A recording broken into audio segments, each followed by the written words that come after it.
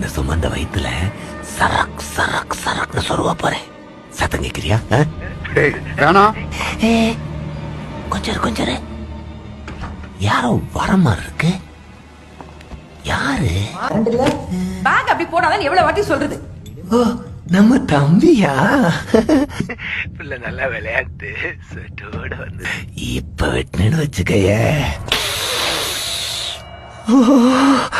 ரத்த சூட வரும்.